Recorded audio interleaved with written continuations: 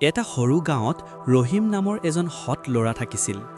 ৰহিম খুব গৰীব আছিল, কিন্তু সি সদায় আল্লাহৰ ওপৰত ভৰসা কৰিছিল। তাৰ মাকে সদায় কৈছিল, বেটা, মানুহৰ আগত নহয়, আল্লাহৰ আগত সৎ থাকিবা। এদিন ৰহিম বজাৰলৈ গ'ল। ৰাস্তাত গৈ থাকোঁতে সি এটা টকা ভৰ্তি মানিবেগ বিচাৰি পালে।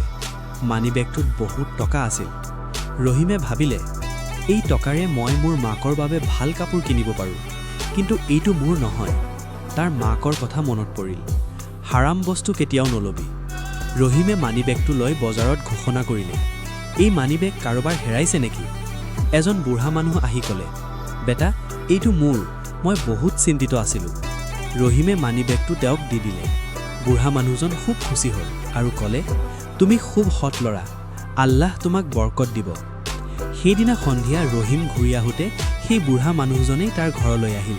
তেওঁ ক'লে, মই এজন ব্যৱসায়ী, তোমাৰ সততাৰ বাবে মই তোমাক এটা কাম দিব বিচাৰোঁ। তাৰপিছত ৰহিমে কাম পালে আৰু ধীৰে ধীৰে তাৰ জীৱন ভাল হ'বলৈ ধৰিলে।